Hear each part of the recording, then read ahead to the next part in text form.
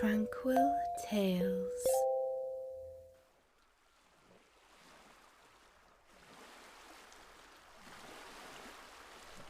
The Little Mermaid by Hans Christian Andersen. Far out in the ocean, where the water is as blue as the prettiest cornflower and as clear as crystal, it is very, very deep. So deep indeed that no cable could fathom it. Many church steeples, piled one upon another, would not reach from the ground beneath to the surface of the water above. There dwell the Sea King and his subjects. We must not imagine that there is nothing at the bottom of the sea but bare yellow sand. No, indeed. The most singular flowers and plants grow there, the leaves and stems of which are so pliant that the slightest agitation of the water causes them to stir as if they had life.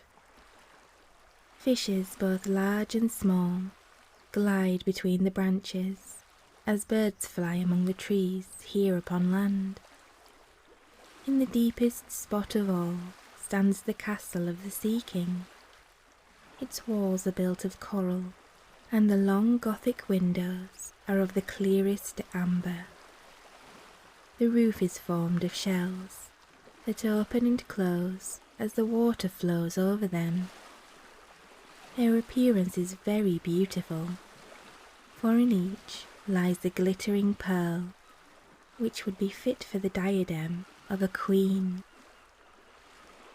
The Sea King had been a widower for many years, and his aged mother kept house for him. She was a very wise woman, and exceedingly proud of her high birth. On that account, she wore 12 oysters on her tail, while others also of high rank were only allowed to wear 6. She was, however, deserving of very great praise, especially for her care of the little sea princesses, her granddaughters. They were 6 beautiful children, but the youngest was the prettiest of them all. Her skin was as clear and delicate as a rose leaf, and her eyes as blue as the deepest sea. But like all the others, she had no feet, and her body ended in a fish's tail. All day long they played in the great halls of the castle, or among the living flowers that grew out of the walls. The large amber windows were open, and the fish swam in, just as the swallows fly into our houses when we open the windows, excepting that the fishes swam up to the princesses, ate out of their hands, and allowed themselves to be stroked.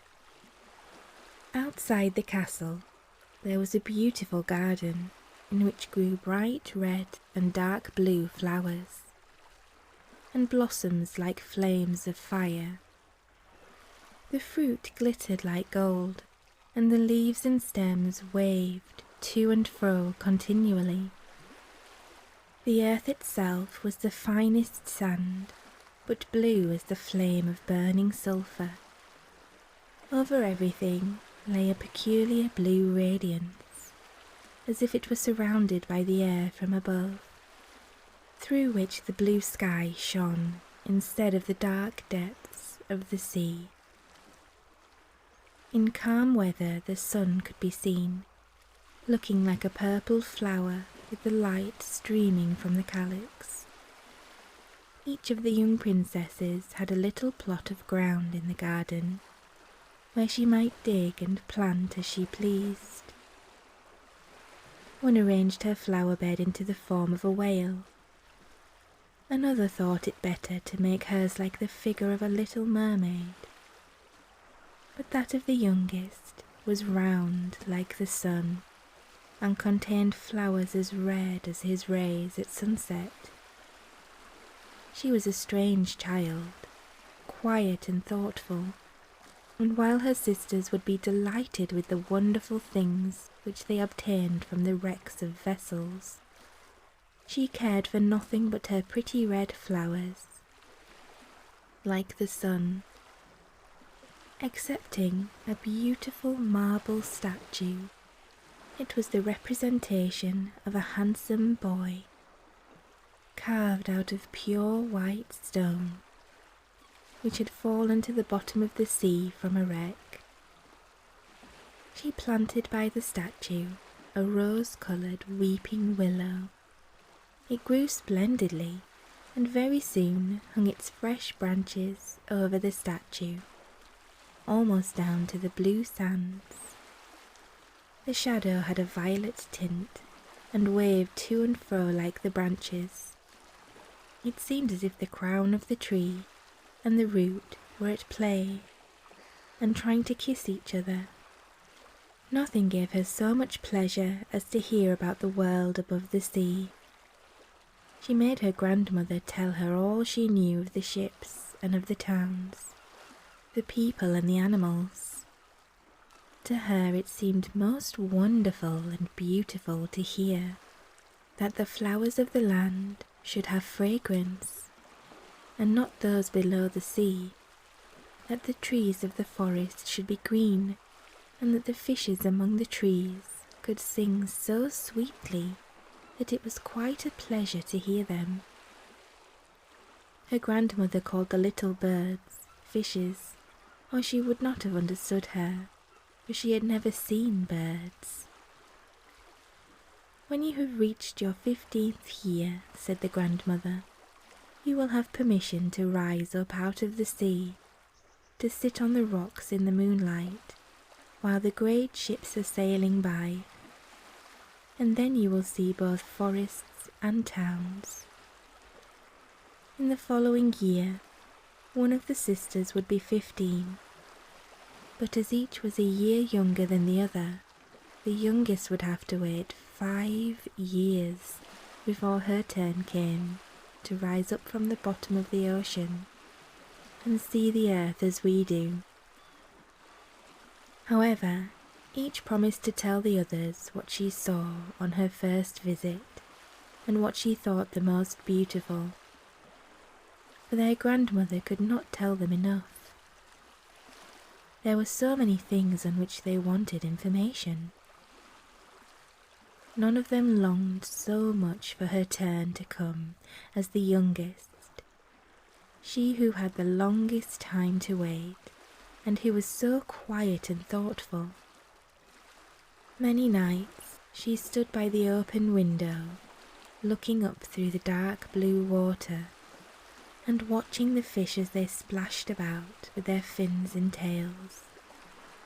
She could see the moon and stars shining faintly, but through the water they looked larger than they do to our eyes. When something like a black cloud passed between her and them, she knew that it was either a whale swimming over her head, or a ship full of human beings, who never imagined that a pretty little mermaid was standing beneath them, holding out her white hands towards the keel of their ship. As soon as the eldest was 15, she was allowed to rise to the surface of the ocean. When she came back, she had hundreds of things to talk about, but the most beautiful, she said, was to lie in the moonlight on a sandbank in the quiet sea near the coast, and to gaze on a large town nearby, where the lights were twinkling like hundreds of stars, to listen to the sounds of music, the sound of carriages, and the voices of human beings, and then to hear the merry bells peal out from the church steeples. And because she could not go near to all those wonderful things, she longed for them more than ever. Oh, did not the youngest sister listen eagerly to all these descriptions? And afterwards, when she stood at the open window looking up through the dark blue water, she thought of the great city, with all its bustle and noise, and even fancied she could hear the sound of the church bells down in the depths of the sea. In another year, the second sister received permission to rise to the surface of the water and to swim about where she pleased. She rose just as the sun was setting, and this, she said, was the most beautiful sight of all. The whole sky looked like gold, while violet and rose-coloured clouds, which she could not describe, floated above her, and still more rapidly than the clouds flew a large flock of wild swans towards the setting sun, looking like a long white veil across the sea. She also swam towards the sun, but it sunk into the waves, and the rosy tints faded from the clouds and from the sea. The third sister's turn followed. She was the boldest of them all, and she swam up a broad river that emptied itself into the sea. On the banks she saw green hills covered with beautiful vines. Palaces and castles peeped out from amid the proud trees of the forest. She heard the birds singing, and the rays of sun were so powerful that she was obliged often to dive down under the water to cool her burning face. In a narrow creek she found a whole troop of little human children, quite naked and sporting about in the water. She wanted to play with them, but they fled in a great fright, and then a little black animal came to the water. It was a dog, but she did not know that, for she had never before seen one. This animal barked at her so terribly that she became frightened and rushed back to the open sea. But she said she should never forget the beautiful forest, the green hills, and the pretty little children who could swim in the water, although they had not fishes' tails. The fourth sister was more timid. She remained in the midst of the sea, but she said it was quite as beautiful there as nearer the land. She could see for so many miles around her, and the sky above looked like a bell of glass. She had seen the ships, but at such a great distance that they looked like seagulls.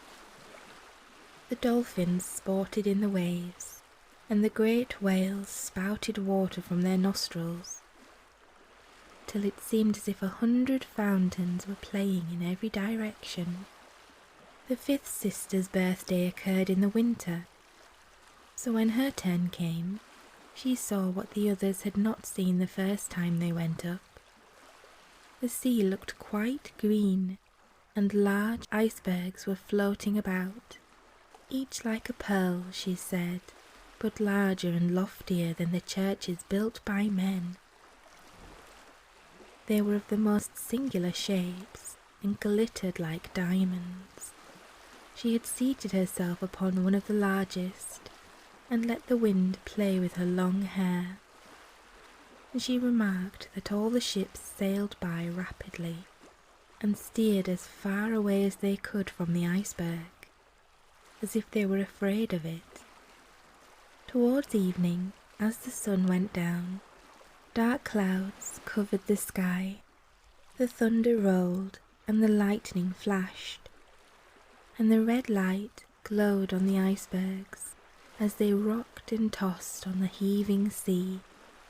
On all the ships the sails were reefed with fear and trembling, while she sat calmly on the floating iceberg, watching the blue lightning as it darted its forked flashes into the sea. When first the sisters had permission to rise to the surface, they were each delighted with the new and beautiful sights they saw. But now, as grown-up girls, they could go when they pleased, and they had become indifferent about it. They wished themselves back again in the water, and after a month had passed, they said it was much more beautiful down below, and pleasanter to be at home. Yet often, in the evening hours, the 5 sisters would twine their arms around each other and rise to the surface in a row.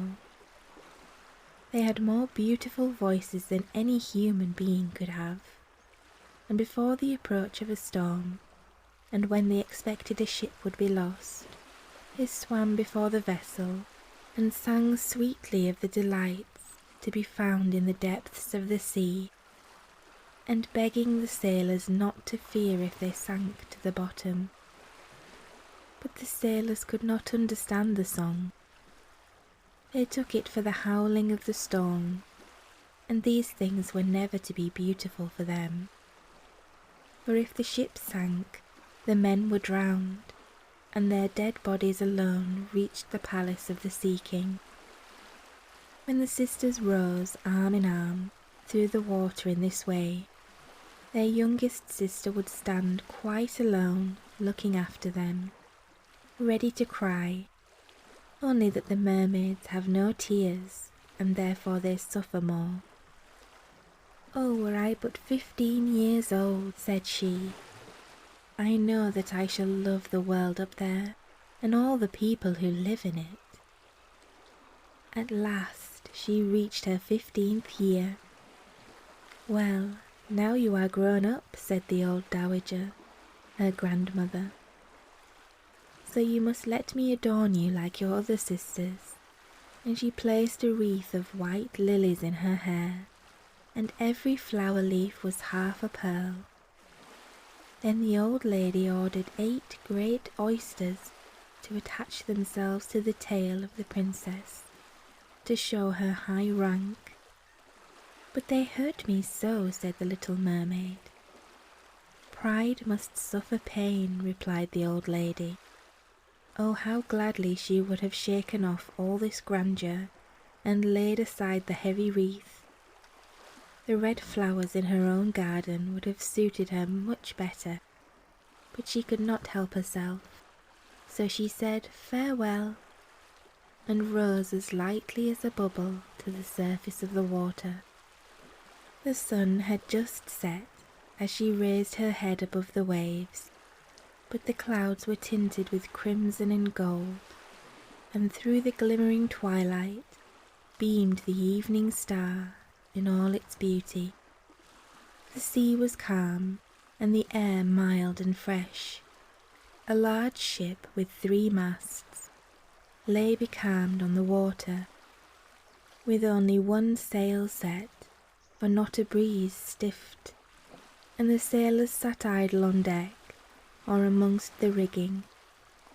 There was music and song on board, and as darkness came on, 100 coloured lanterns were lighted, as if the flags of all nations waved in the air. The little mermaid swam close to the cabin windows, and now and then, as the waves lifted her up, she could look in through the clear glass window panes and see a number of well-dressed people within. Among them was a young prince, the most beautiful of all, with large black eyes. He was 16 years of age, and his birthday was being kept with much rejoicing. The sailors were dancing on deck, but when the prince came out of the cabin, more than 100 rockets rose in the air, making it as bright as day. The little mermaid was so startled that she dived under water, and when she again stretched out her head, it appeared as if the stars of heaven were falling around her. She had never seen such fireworks before. Great suns spurted fire about, splendid fireflies flew into the blue air, and everything was reflected in the clear, calm sea beneath. The ship itself was so brightly illuminated that all the people and even the smallest rope could be distinctly and plainly seen. and how handsome the young prince looked as he pressed the hands of all present and smiled at them, while the music resounded through the clear night air. It was very late, yet the little mermaid could not take her eyes from the ship, or from the beautiful prince. The coloured lanterns had been extinguished, no more rockets rose in the air, and the cannon had ceased firing, but the sea became restless, and a moaning, grumbling sound could be heard beneath the waves. Still, the little mermaid remained by the cabin window, rocking up and down on the water, which enabled her to look in. After a while the sails were quickly unfurled, and the noble ship continued her passage. But soon the waves rose higher, heavy clouds darkened the sky, and lightning appeared in the distance. A dreadful storm was approaching. Once more the sails were reefed, and the great ship pursued her flying course over the raging sea.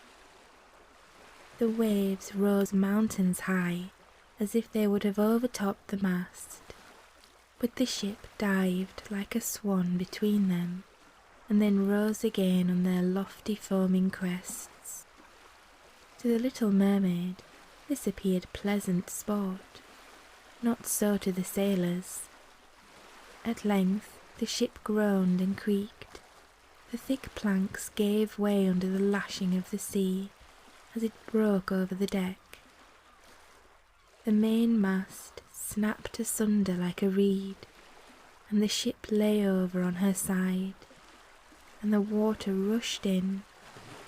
The little mermaid now perceived that the crew were in danger. Even she herself was obliged to be careful to avoid the beams and planks of the wreck, which lay scattered on the water. At one moment it was so pitch dark that she could not see a single object, but a flash of lightning revealed the whole scene. She could see everyone who had been on board, excepting the prince.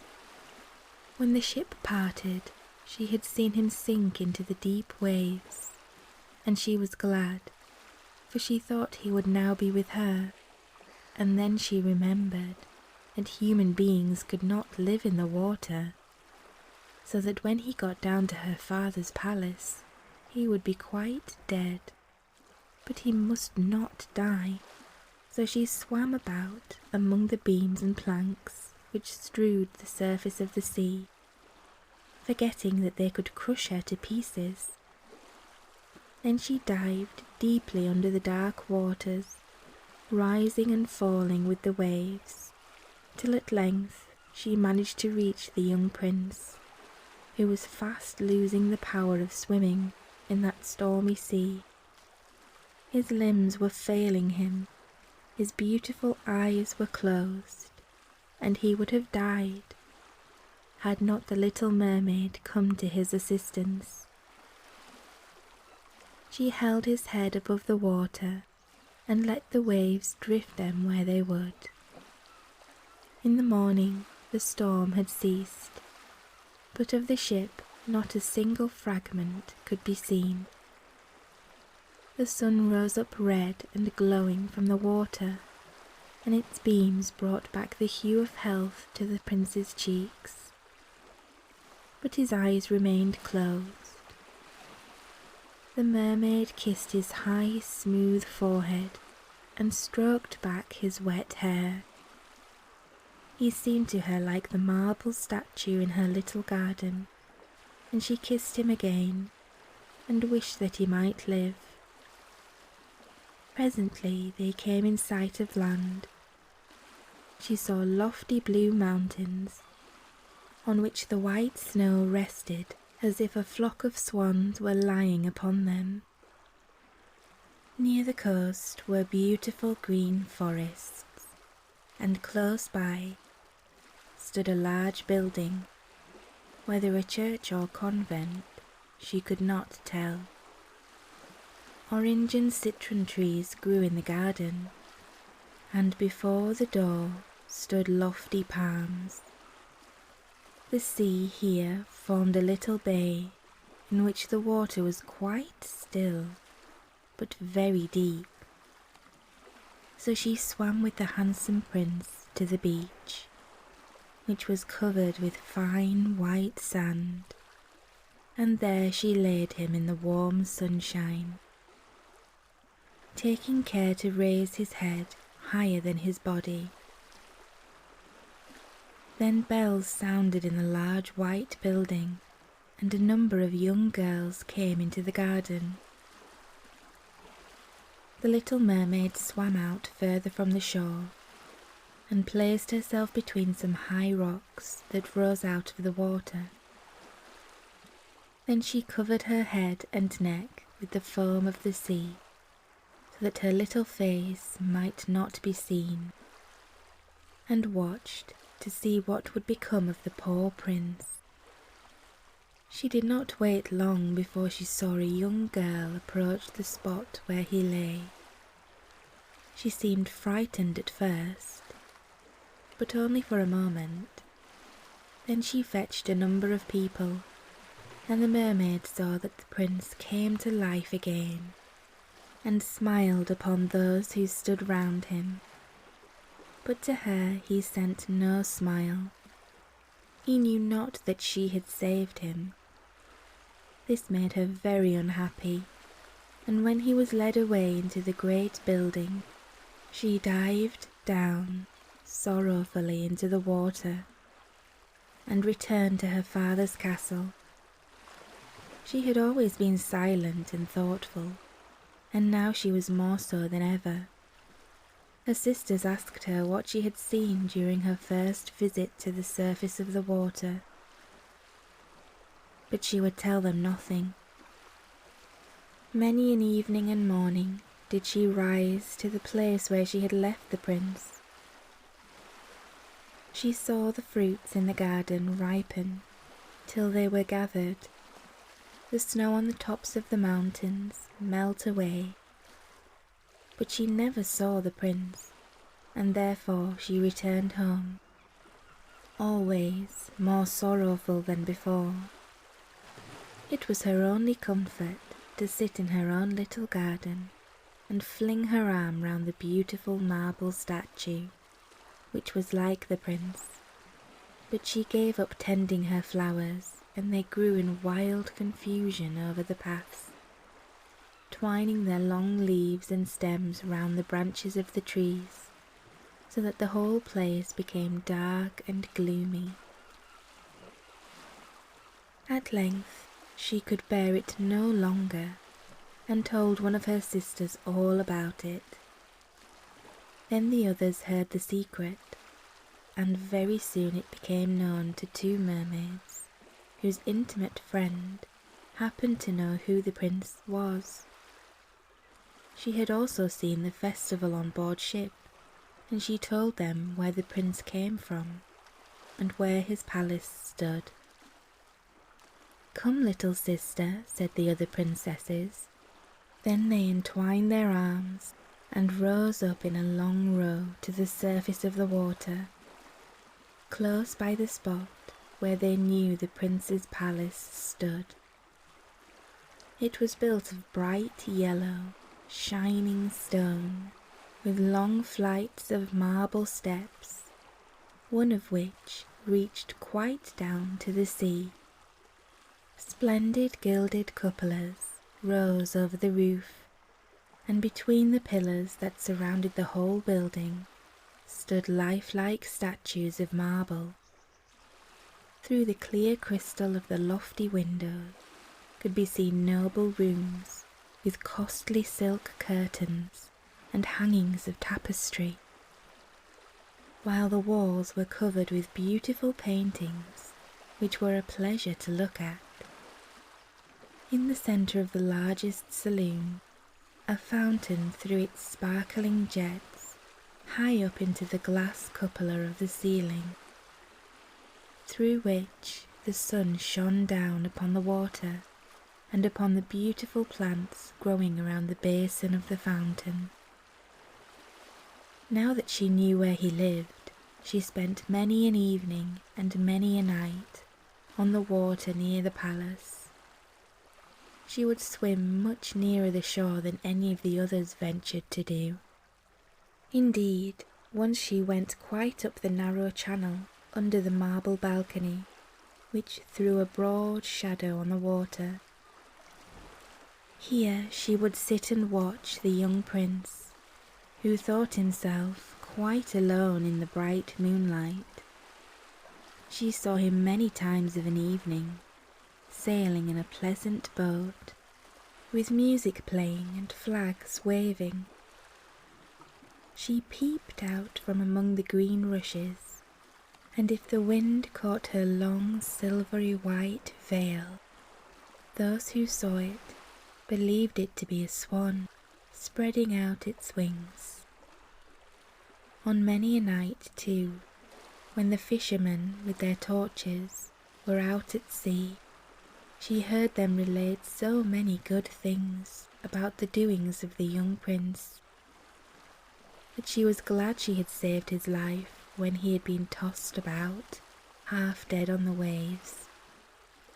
And she remembered that his head had rested on her bosom, and how heartily she had kissed him.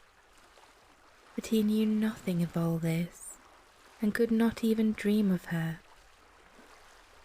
She grew more and more fond of human beings, and wished more and more to be able to wander about with those whose world seemed to be so much larger than her own.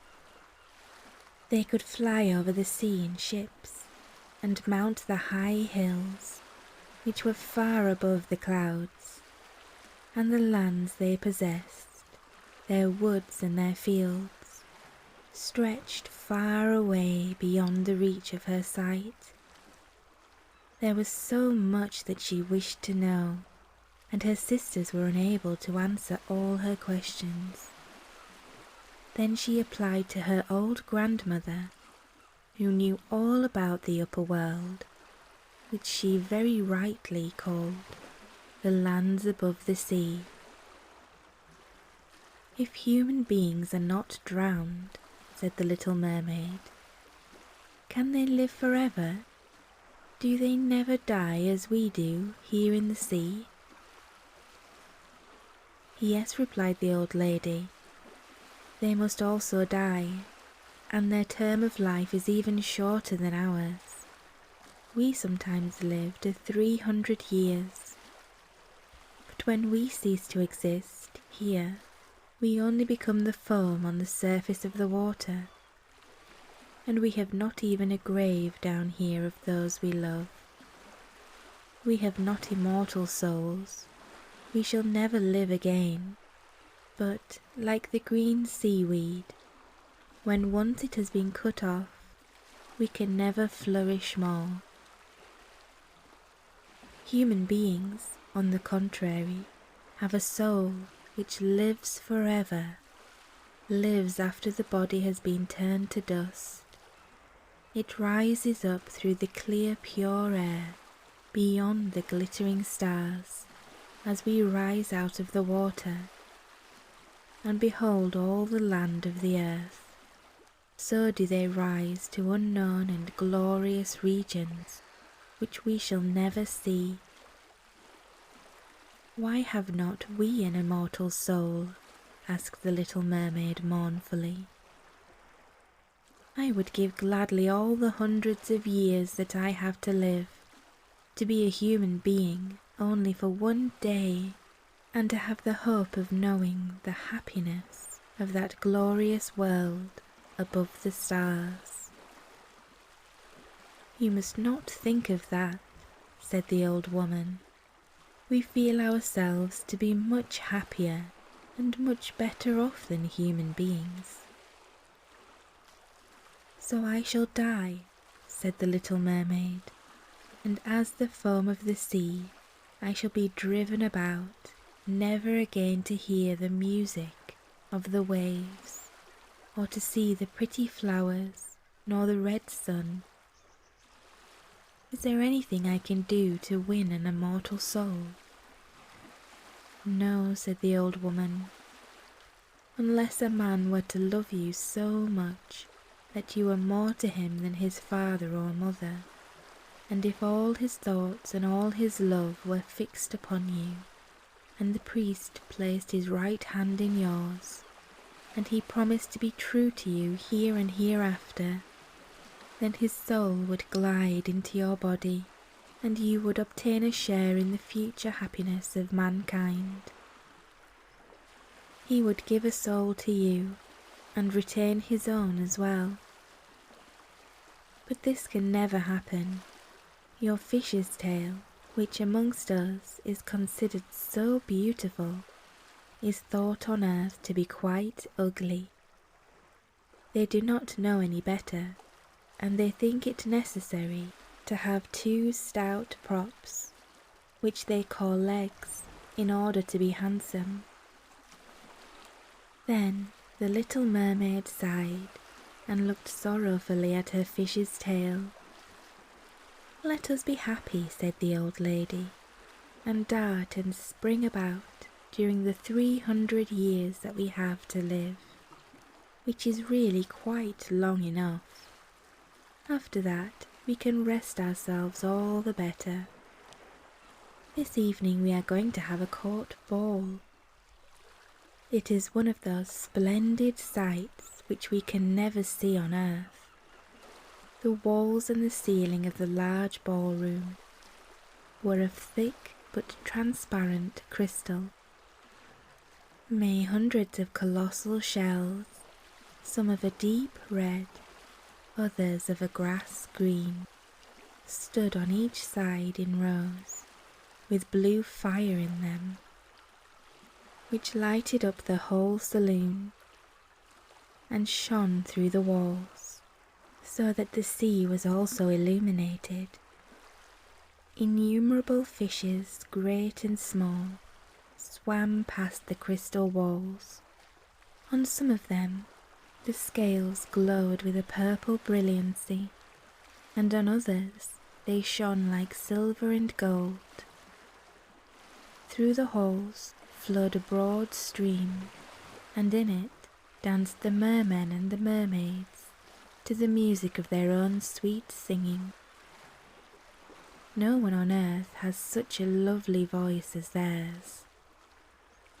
The little mermaid sang more sweetly than them all. The whole court applauded her with hands and tails, and for a moment her heart felt quite gay, for she knew she had the loveliest voice of any on earth, or in the sea. But she soon thought again of the world above her, for she could not forget the charming prince, nor her sorrow that she had not an immortal soul like his.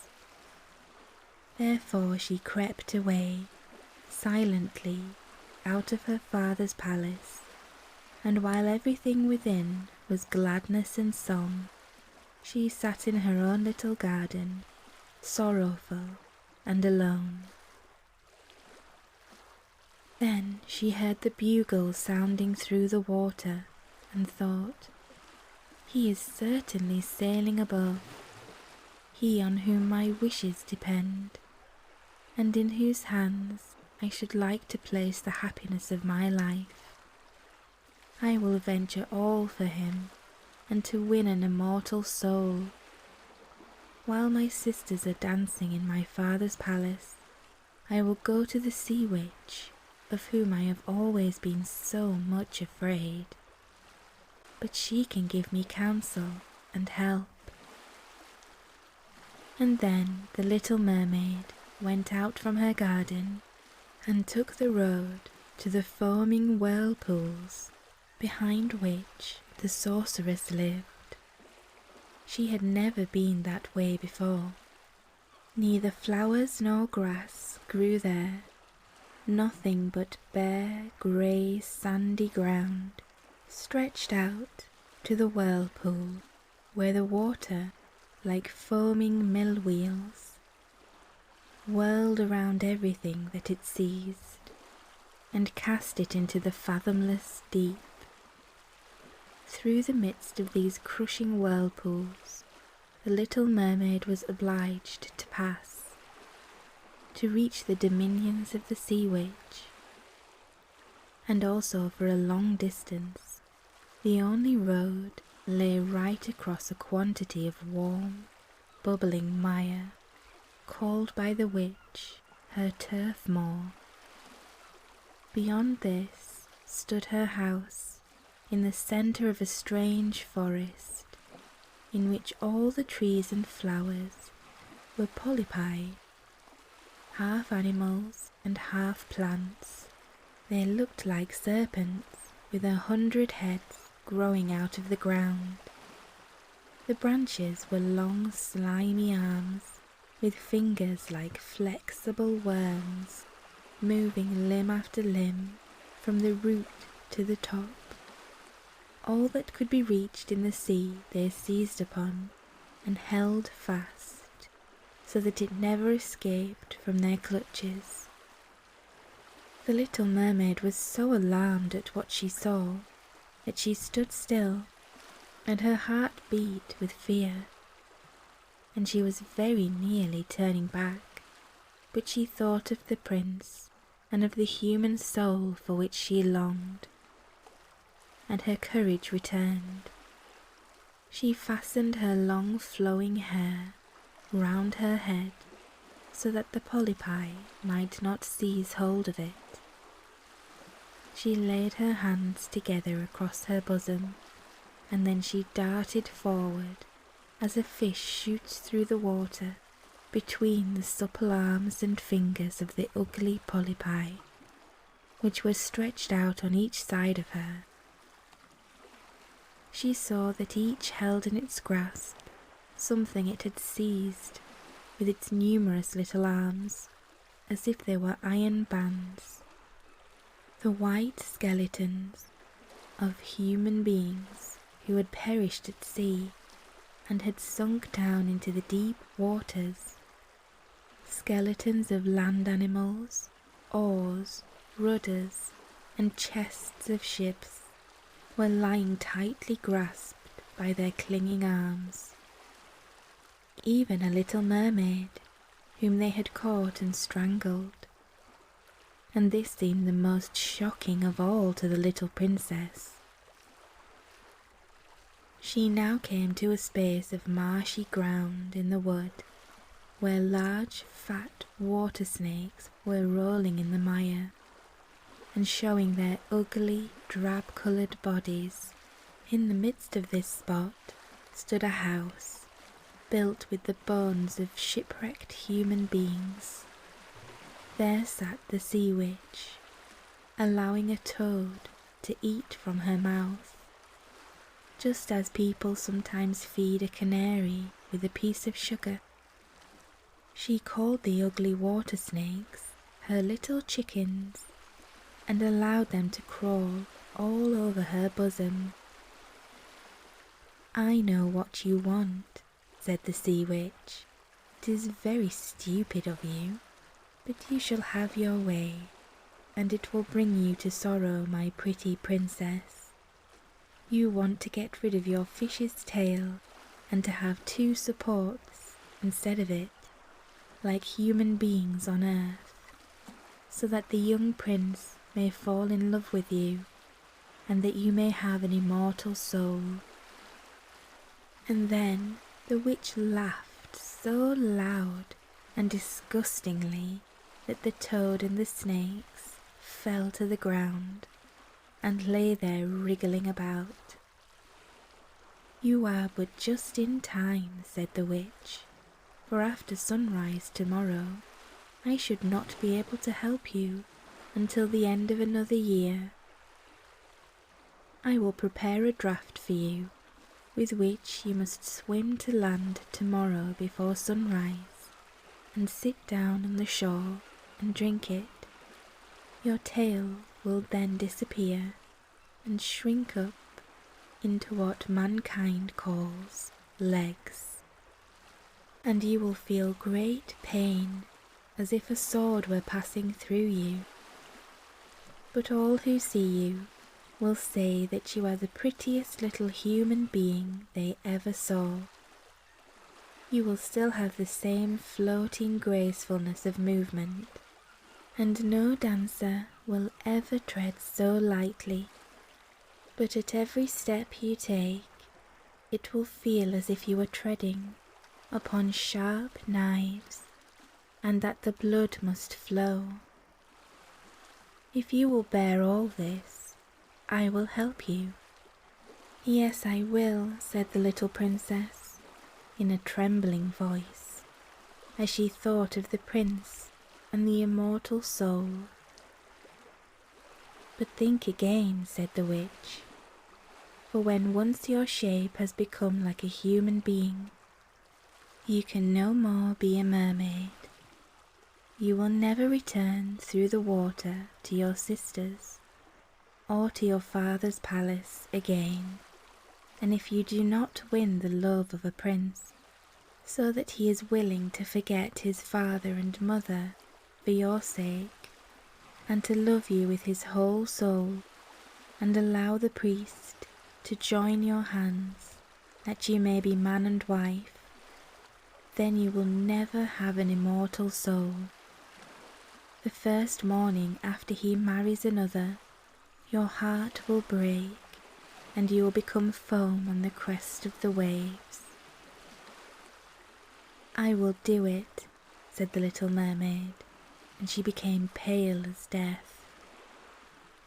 "But I must be paid also," said the witch, "and it is not a trifle that I ask. You have the sweetest voice of any who dwell here in the depths of the sea, and you believe that you will be able to charm the prince with it also. But this voice you must give to me. The best thing you possess will I have for the price of my draft. My own blood must be mixed with it, and it may be as sharp as a two-edged sword." "But if you take away my voice," said the little mermaid, "what is left for me? Your beautiful form, your graceful walk, and your expressive eyes. Surely with these you can enchain a man's heart. Well, have you lost your courage? Put out your little tongue that I may cut it off as my payment. Then you shall have the powerful draught." "It shall be," said the little mermaid. Then the witch placed her cauldron on the fire to prepare the magic draught. "Cleanliness is a good thing," said she, scouring the vessel with snakes, which she had tied together in a large knot. Then she pricked herself in the breast and let the black blood drop onto it. The steam that rose formed itself into such horrible shapes that no one could look at them without fear. Every moment the witch threw something else into the vessel, and when it began to boil, the sound was like the weeping of a crocodile. When at last the magic draught was ready, it looked like the clearest water. "There it is for you," said the witch.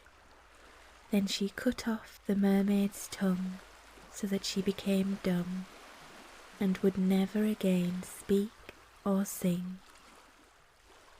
"If the polypi should seize hold of you as you return through the wood," said the witch, "throw over them a few drops of the potion, and their fingers will be torn into 1,000 pieces." But the little mermaid had no occasion to do this, for the polypi sprang back in terror when they caught sight of the glittering draught, which shone in her hand like a twinkling star. So she passed quickly through the wood and the marsh, and between the rushing whirlpools. She saw that in her father's palace the torches in the ballroom were extinguished, and all within asleep. But she did not venture to go into them, for now she was dumb and going to leave them forever. She felt as if her heart would break. She stole into the garden, took a flower from the flower beds of each of her sisters, kissed her hand 1,000 times towards the palace, and then rose up through the dark blue waters. The sun had not risen when she came in sight of the prince's palace and approached the beautiful marble steps, but the moon shone clear and bright. Then the little mermaid drank the magic draught, and it seemed as if a two-edged sword went through her delicate body. She fell into a swoon and lay like one dead. When the sun arose and shone over the sea, she recovered and felt a sharp pain. But just before her stood the handsome young prince. He fixed his coal-black eyes upon her so earnestly that she cast down her own, and then she became aware that her fish's tail was gone, and that she had as pretty a pair of white legs and tiny feet as any little maiden could have. But she had no clothes, so she wrapped herself in her long thick hair.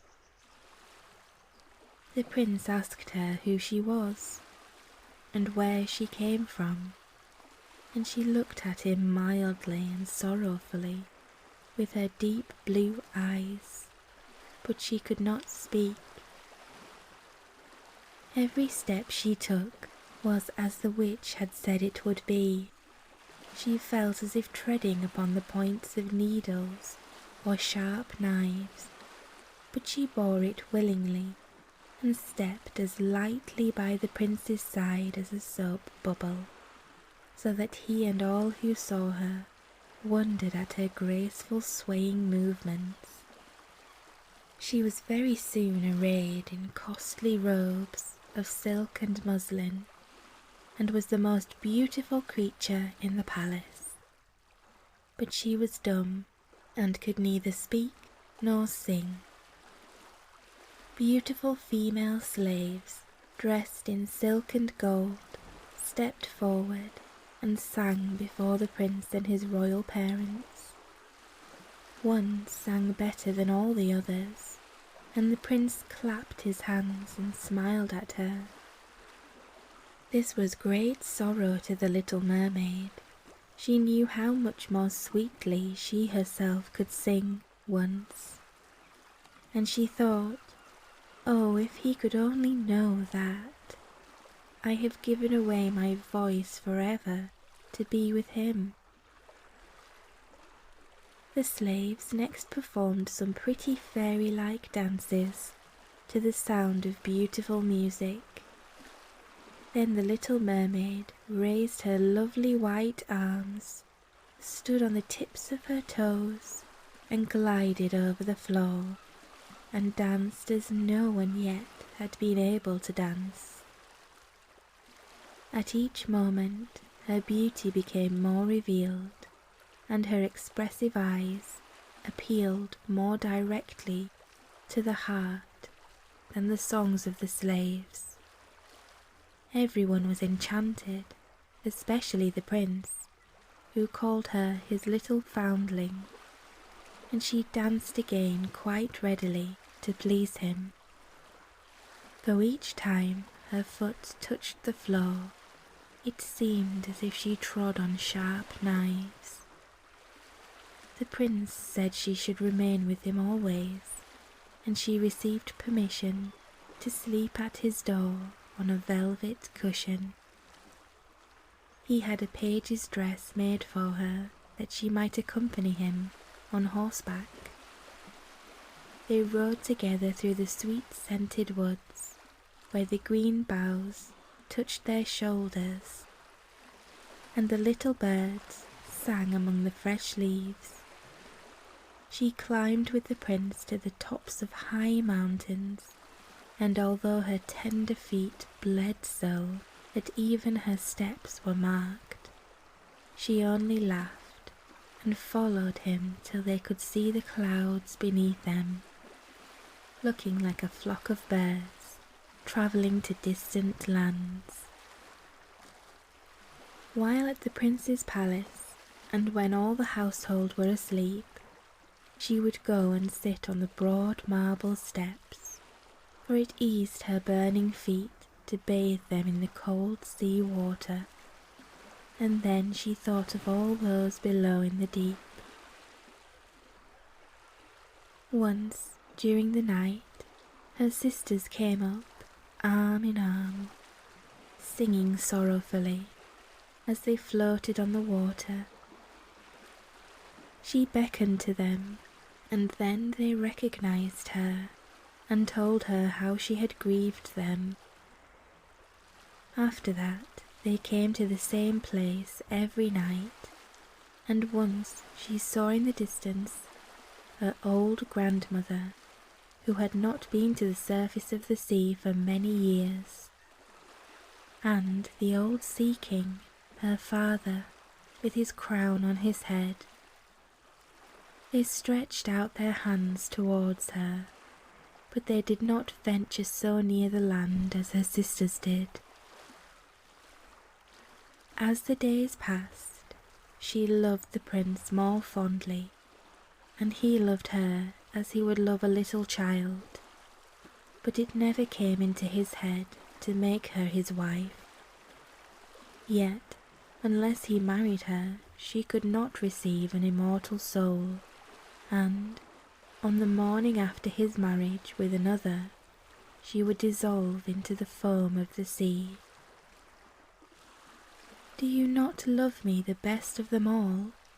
the eyes of the little mermaid seemed to say, when he took her in his arms and kissed her fair forehead. "Yes, you are dear to me," said the prince, "for you have the best heart, and you are the most devoted to me. You are like a young maiden whom I once saw, but whom I shall never meet again. I was in a ship that was wrecked, and the waves cast me ashore near a holy temple, where several young maidens performed the service. The youngest of them found me on the shore and saved my life. I saw her but twice, and she is the only one in the world whom I could love.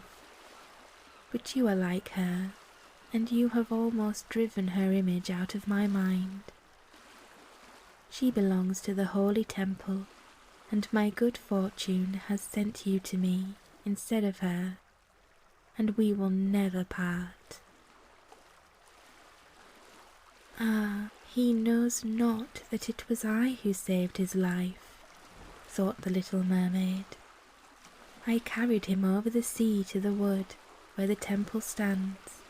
I sat beneath the foam and watched till the human beings came to help him. I saw the pretty maiden that he loves better than he loves me." And the mermaid sighed deeply, but she could not shed tears. "He says the maiden belongs to the holy temple, therefore she will never return to the world. They will meet no more while I am by his side and see him every day. I will take care of him and love him and give up my life for his sake." Very soon it was said that the prince must marry, and that the beautiful daughter of a neighbouring king would be his wife. For a fine ship was being fitted out. Although the prince gave out that he merely intended to pay a visit to the king, it was generally supposed that he really went to see his daughter. A great company were to go with him. The little mermaid smiled and shook her head. She knew the prince's thoughts better than any of the others. "I must travel," he said to her. "I must see this beautiful princess, my parents desire it, but they will not oblige me to bring her home as my bride. I cannot love her. She is not like the beautiful maiden in the temple, whom you resemble. If I were forced to choose a bride, I would rather choose you, my dumb foundling, with those expressive eyes." And then he kissed her rosy mouth, played with her long waving hair, and laid his head on her heart, while she dreamed of human happiness and an immortal soul. "You are not afraid of the sea, my dumb child," said he, as he stood on the deck of the noble ship, which was to carry them to the country of the neighbouring king. And then he told her of storm and of calm, of strange fishes in the deep beneath them, and of what the divers had seen there. And she smiled at his descriptions, for she knew better than any one what wonders were at the bottom of the sea. In the moonlight, when all on board were asleep, excepting the man at the helm who was steering, she sat on the deck, gazing down through the clear water. She thought she could distinguish her father's castle, and upon it her aged grandmother, with the silver crown on her head, looking through the rushing tide at the keel of the vessel. Then her sisters came upon the waves and gazed at her mournfully, wringing their white hands. She beckoned to them and smiled, and wanted to tell them how happy and well off she was. But the cabin boy approached, and when the sisters dived down, he thought it was only the foam of the sea which he saw. The next morning the ship sailed into the harbour of a beautiful town, belonging to the king whom the prince was going to visit. The church bells were ringing, and from the high towers sounded a flourish of trumpets, and soldiers with flying colours and glittering bayonets lined the rocks through which they passed. Every day was a festival. Balls and entertainments followed one another, but the princess had not yet appeared. People said that she was being brought up and educated in a religious house, where she was learning every royal virtue. At last she came.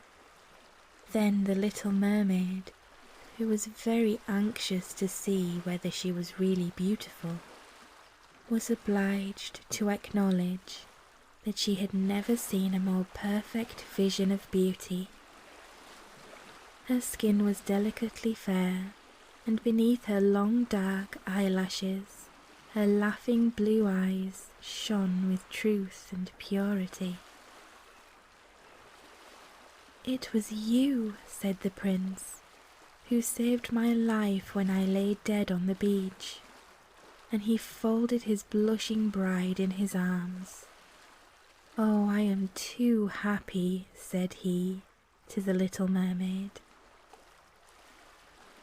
"My fondest hopes are all fulfilled. You will rejoice at my happiness, for your devotion to me is great and sincere." The little mermaid kissed his hand, and felt as if her heart were already broken. His wedding morning would bring death to her, and she would change into the foam of the sea. All the church bells rung, and the heralds rode about the town, proclaiming the betrothal. Perfumed oil was burning in costly silver lamps on every altar. The priests waved the censers, while the bride and bridegroom joined their hands and received the blessing of the bishop. The little mermaid, dressed in silk and gold, held up the bride's train, but her ears heard nothing of the festive music, and her eyes saw not the holy ceremony. She thought of the night of death which was coming to her, and of all she had lost in the world. On the same evening, the bride and bridegroom went on board ship. Cannons were roaring, flags waving, and in the centre of the ship a costly tent of purple and gold had been erected. It contained elegant couches for the reception of the bridal pair during the night. The ship, with swelling sails and a favourable wind, glided away smoothly and lightly over the calm sea. When it grew dark, a number of coloured lamps were lit, and the sailors danced merrily on the deck.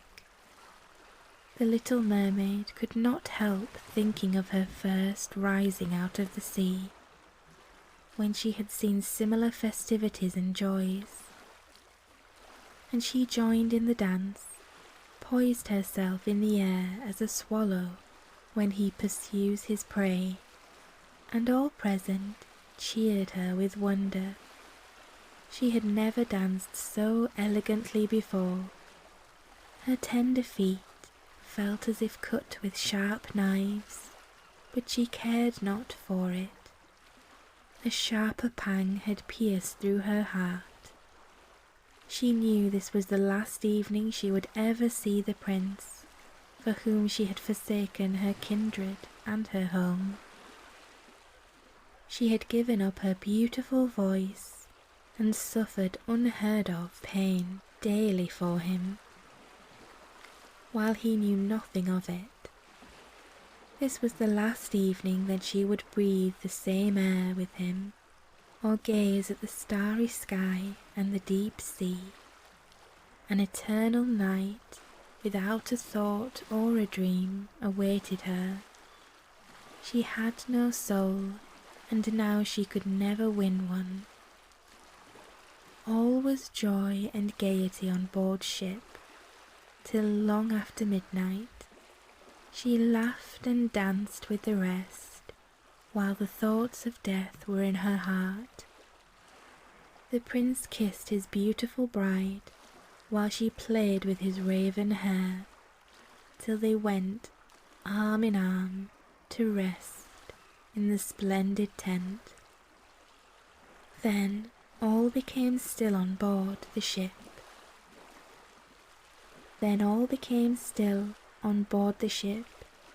helmsman alone, awake, stood at the helm. The little mermaid leaned her white arms on the edge of the vessel and looked towards the east for the first blush of morning, for that first ray of dawn that would bring her death. She saw her sisters rising out of the flood. They were as pale as herself, but their long beautiful hair waved no more in the wind, and had been cut off. "We have given our hair to the witch," said they, "to obtain help for you, that you may not die tonight. She has given us a knife. Here it is. See, it is very sharp. Before the sun rises, you must plunge it into the heart of the prince. When the warm blood falls upon your feet, they will grow together again and form into a fish's tail, and you will be once more a mermaid, and return to us to live out your 300 years, before you die and change into the salt sea foam. Haste then, he or you must die before sunrise. Our old grandmother moans so for you, that her white hair is falling off from sorrow, as ours fell under the witch's scissors. Kill the prince and come back. Hasten. Do you not see the first red streaks in the sky? In a few minutes the sun will rise and you must die." And then they sighed deeply and mournfully and sank down beneath the waves. The little mermaid drew back the crimson curtain of the tent and beheld the fair bride with her head resting on the prince's breast. She bent down and kissed his fair brow, then looked at the sky on which the rosy dawn grew brighter and brighter. Then she glanced at the sharp knife and again fixed her eyes on the prince, who whispered the name of his bride in his dreams. She was in his thoughts, and the knife trembled in the hand of the little mermaid. Then she flung it far away from her into the waves. The water turned red where it fell, and the drops that spurted up looked like blood. She cast one more lingering, half-fainting glance at the prince, and then threw herself from the ship into the sea, and thought her body was dissolving into foam. The sun rose above the waves, and his warm rays fell on the cold foam of the little mermaid, who did not feel as if she were dying. She saw the bright sun, and all around her floated hundreds of transparent, beautiful beings. She could see through them the white sails of the ship and the red clouds in the sky. Their speech was melodious, but too ethereal to be heard by mortal ears, as they were also unseen by mortal eyes. The little mermaid perceived that she had a body like theirs, and that she continued to rise higher and higher out of the foam. "Where am I?" asked she, and her voice sounded ethereal, as the voice of those who were with her. No earthly music could imitate it. "Among the daughters of the air," answered one of them. "A mermaid has not an immortal soul, nor can she obtain one unless she wins the love of a human being. On the power of another hangs her eternal destiny. But the daughters of the air, although they do not possess an immortal soul, can, by their good deeds, procure one for themselves. We fly to warm countries and cool the sultry air that destroys mankind with the pestilence. We carry the perfume of the flowers to spread health and restoration. After we have striven for 300 years to all the good in our power, we receive an immortal soul and can take part in the happiness of mankind. You, poor little mermaid, have tried with your whole heart to do as we are doing. You have suffered and endured and raised yourself to the spirit world by your good deeds, and now, by striving for 300 years in the same way, you may obtain an immortal soul." The little mermaid lifted her glorified eyes towards the sun, and felt them for the first time filling with tears. On the ship in which she had left the prince, there were life and noise. She saw him and his beautiful bride searching for her. Sorrowfully they gazed at the pearly foam, as if they knew she had thrown herself into the waves. Unseen, she kissed the forehead of his bride and fanned the prince, and then mounted with the other children of the air to a rosy cloud that floated through the ether. After 300 years, thus shall we float into the kingdom of heaven, said she. And we may get there even sooner, whispered one of her companions. Unseen, we can enter the houses of men, where there are children, and for every day on which we find a good child, who is the joy of his parents and deserves their love, our time of probation is shortened. The child does not know, when we fly through the room, that we smile with joy at his good conduct, for we can count 1 year less of our 300 years. But when we see a naughty or a wicked child, we shed tears of sorrow, and for every tear a day is added to our time of trial. The end. Thank you so much for watching. If you enjoyed this video, don't forget to like, comment and subscribe. Good night, sleepyheads. Sweet dreams.